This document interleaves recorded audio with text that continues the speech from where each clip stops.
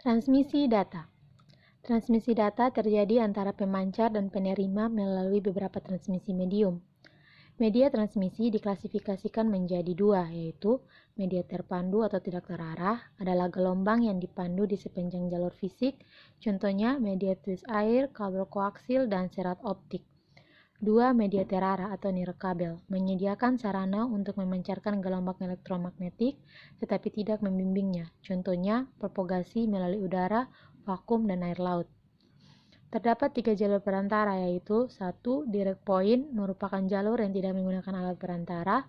2. Point to point merupakan jalur yang menghubungkan hanya 2 peralatan. 3. Multi point merupakan jalur yang menghubungkan lebih dari 2 alat.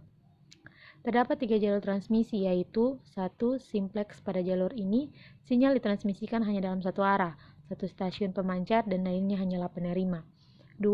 Half duplex. Pada jalur ini, kedua stasiun dapat mengirim tetapi hanya satu persatu. 3. Full duplex. Pada jalur ini, kedua stasiun dapat mengirim secara bersamaan. Sinyal elektromagnetik digunakan sebagai alat untuk mengirimkan data.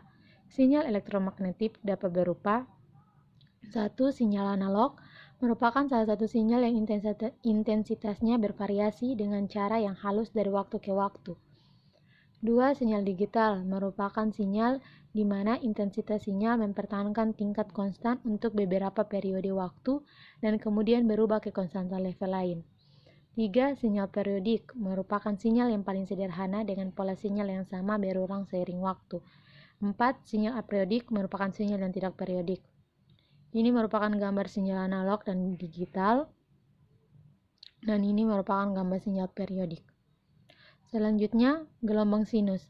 Gelombang sinus terdiri dari 3 bagian, yaitu 1. Amplitudo puncak, ialah nilai atau kekuatan maksimum sinyal dari waktu ke waktu.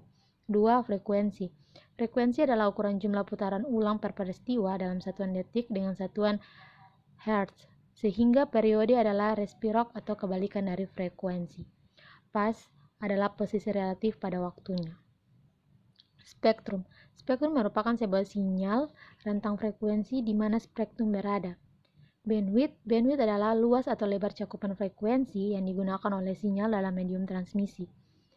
Hubungan data rate dan bandwidth didapat bahwa pengurangan atau penambahan komunikasi data bandwidth akan menyebabkan pengurangan atau penambahan data rate dengan faktor pengurangan atau penambahan yang sama. Hubungan data rate dan bandwidth dapat dilihat pada grafik ini.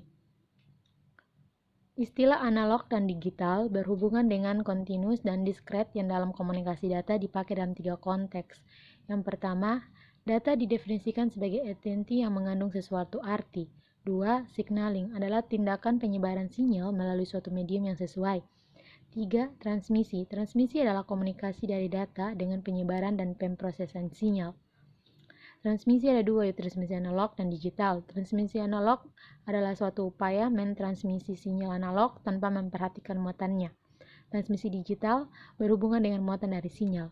Kelemahan-kelemahan dari transmisi sendiri yaitu pada sistem komunikasi manapun, sinyal yang diterima akan selalu berbeda dari sinyal yang dikirim. Kelemahan yang paling signifikan itu ada 3. Yang pertama, attenuation dan attenuation distorsi adalah kekuatan sinyal akan melemah karena jarak yang jauh melalui medium transmisi apapun. 2. Delay distorsi adalah terjadi akibat kecepatan sinyal yang melalui medium berbeda-beda sehingga tiba pada penerima dengan waktu yang berbeda. 3. Noise adalah tambahan sinyal yang tidak diinginkan yang masuk dimanapun di antara transmisi dan penerima.